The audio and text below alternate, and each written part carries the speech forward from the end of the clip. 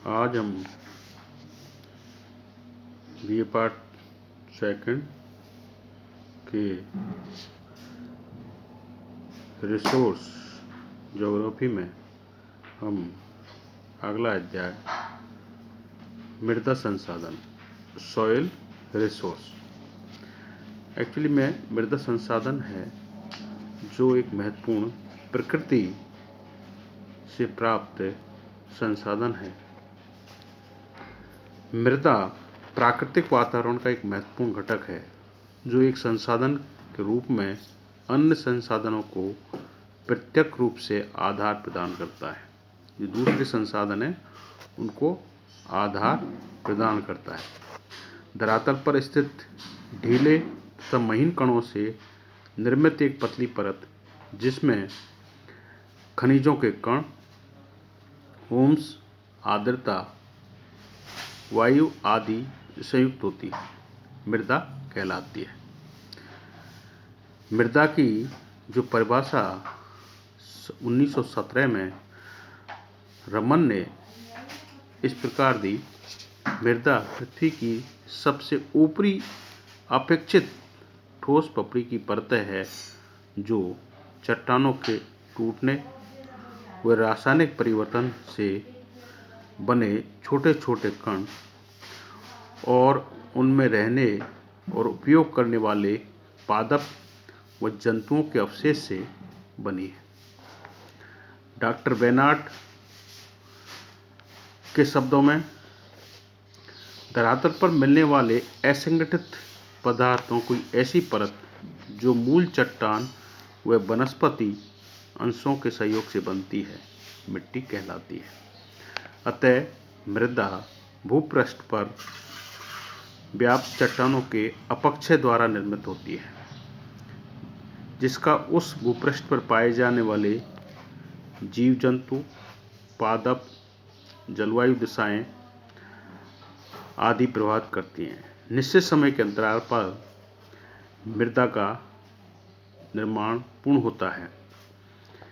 इस प्रकार पर्यावरणीय व जीवीय प्रक्रमों का संयुक्त प्रतिफल होता है। इसका विभिन्न प्रकार के जलवायु वातावरण में विभिन्न तरह से वनस्पति, जंतु, इसको नीचे स्थित शैलें, भूपृष्ठ समय का गहरा संबंध होता है। अब है सॉइल फॉर्मेशन, मृदा का निर्माण। मृदा पृथ्वी की ऊपरी सतह पर एक परत के रूप में मिलती है जिसका निर्माण चट्टान तथा खनिज के अपक्षय से हुआ है, जिसमें समय के साथ साथ विभिन्न जलवायु क्षेत्रों में जीवांश पदार्थों का मिश्रण होता है। मूल पदार्थ का निर्माण सेलों के अपक्षय से हुआ है। इस मूल पदार्थ में मृदा निर्माण करने वाली सक्रिय जलवायु, जीवमंडल, निष्क्रिय उच्चावच मूल पदार्थ और समय कारकों की निरंतर प्रक्रिया का परिणाम स्वरूप मृदा का निर्माण होता है। मृदा निर्माण की प्रथम अवस्था। मृदा निर्माण प्रथम अवस्था में भूपट्टी पर स्थित सेलों का निर्माण व रासायनिक कारकों द्वारा अपघटन व विघटन से होता है, जिसके परिणाम स्वरूप मूल पदार्थ का निर्माण होता है। भौतिक परिवर्तनों के अंतर्गत तापमान, जल, बर्फ तथा वायु कटाव और संरचना के आंतरिक जैविक तत्व प्रभाव डालते हैं, जिसमें पौधे, प्राणियों के प्रभाव प्रमुख हैं। इन कारणों को सामूहिक प्रभावों के कारण चट्टानों का विघटन होता है। इसमें तापमान पाकर चट्टानें फैलती हैं और ठंडी होकर सिकुड़ती हैं, जिसके कारण चट्टानों का छोटे छोटे टुकड़ों में चूर्ण का निर्माण होता है। इस प्रकार जल, बर्फ, वायु द्वारा कटाव होता है। पेड़ पौधे अपनी जड़ों से चट्टानों का विघटन करते हैं। इससे भौतिक परिवर्तन के परिणाम स्वरूप मूल पदार्थों का निर्माण होता है। रासायनिक परिवर्तन के द्वारा चट्टानों का अपघटन होता है। रासायनिक परिवर्तनों में विलयन, जल अवशिष्ट, जलयोजन, ऑक्सीकरण, कार्बोनिकीकरण, अम्लीयकरण प्रक्रियाएं प्रमुख हैं। इन क्रिया द्वारा सेलों तथा खनिजों का विभिन्न रूपों में अपघटन होता है। जल अपघटन में जल दोहन अपघटन का कार्य करता है। जलयोजन द्वारा खनिजों के साथ साथ रासायनिक संयोग करते हैं। इस प्रकार भौतिक, रासायनिक तथा जैविक अपक्षय के परिणाम स्वरूप मूल चट्टानें एवं खनिजों का अपघटन तथा विघटन होता है, जिसमें मूल पदार्थों का निर्माण होता है, जहाँ से मृदा की अगली प्रक्रिया प्रारंभ होती है। मृदा निर्माण की द्वितीय अवस्था। प्रथम अवस्था में अपक्षय का सामूहिक क्रिया के फलस्वरूप मूल पदार्थ निर्मित होते हैं। इसी क्रम में मृदा परिच्छेदिकाओं का निर्माण होता है। मूल पदार्थ में अनेक परिवर्तन होते रहते हैं। मूल पदार्थों पर पेड़ पौधे, जीव जंतुओं के उत्पन्न और उनके मरने के फलस्वरूप उनके ऊपर जीवांश पदार्थ एकत्रित हो जाते हैं। इसको जलवायु दशाएं निरंतर प्रभावित करती हैं। इन्हीं प्रक्रियाओं से निर्मित खनिजों या पिंडों को मृदा कहता है। मृदा निर्माण की प्रक्रिया निर्मित पदार्थों का सोलम कहते हैं तथा सोलम का ऊपरी भाग ही मृदा कहलाती है। मृदा निर्माण को प्रभावित करने वाले कारक कौन कौन से फैक्टर्स हैं जो मृदा को निर्माण में कारक हैं? मृदा ढीले व असंगठित पदार्थों की गतिशील परत होती है, जिसके निर्माण की प्रक्रिया कई कारकों से प्रभावित होती है। मूल पदार्थ जब वर्षा, तापमान, जीव जंतु, उच्चावाच तथा समय की अवधि आदि कारक सम्मिलित क्रियात्मक प्रभाव डालते हैं, तो मृदा का निर्माण होता है। इस प्रकार जहाँ एक और मूल पदार्थों से मृदा निर्माण होता रहता है, वहीं दूसरी चट्टानों के निरंतर अपक्षय अपरदन द्वारा नए मूल पदार्थों का निर्माण होता है।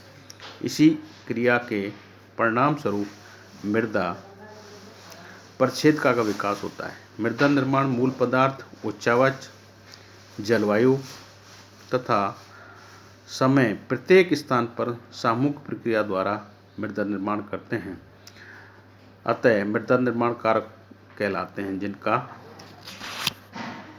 विवरण आगे निम्न प्रकार से है।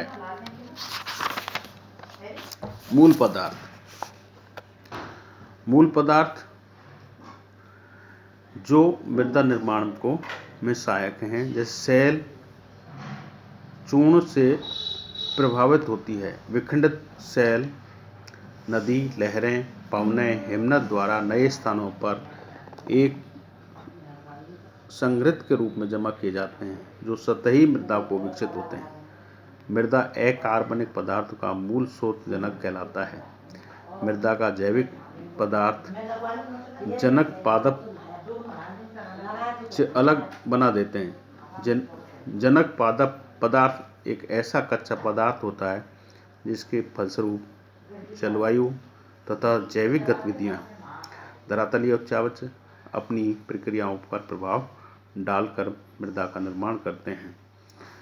निर्मित मृदा किस प्रकार होगी, ये मूल पदार्थों की प्रकृति पर निर्भर करती है। ग्रेनाइट का अपक्षय धीमी गति से होता है।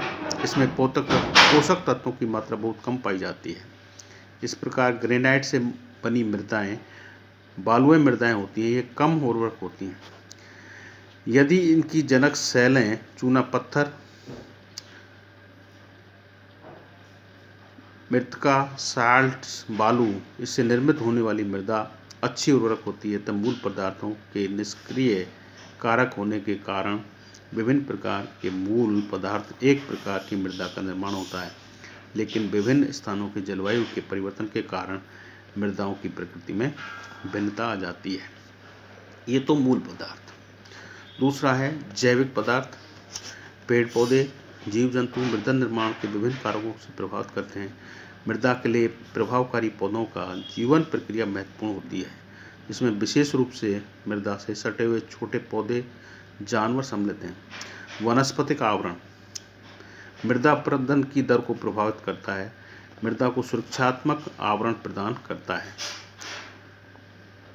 जो वर्षा जल की तीव्रता को कम करके मृदा के अंदर प्रवेश की दर में वृद्धि करता है। वानस्पतिक वाष्पीकरण की दर को प्रभावित करता है।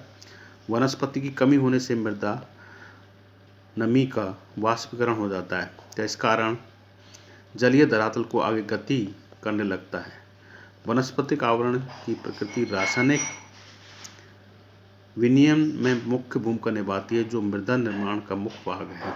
इस प्रकार बड़े पेड़ पौधे जड़ मृदा के रंध्र बनाने तथा पानी के पोषक तत्वों का अवशोषण करके मृदा की संरचना को प्रभावित करते हैं। मृदा जैविक तत्वों के रूप में वनस्पति के सभी पत्तियां, छाल, शाखाएं, फूल, जड़ें तथा मरने के उपरांत योगदान देती हैं, जिसमें प्रेरी के घास के आवरण किसी रेगिस्तानी प्रदेश की अपेक्षा जैविक तत्वों की पूर्ति अधिक करते हैं, जिसके कारण संसार के अच्छे उर्वरक प्रदेश हैं। तीसरा कारण है उच्चावच, जो हम आगे बताएं।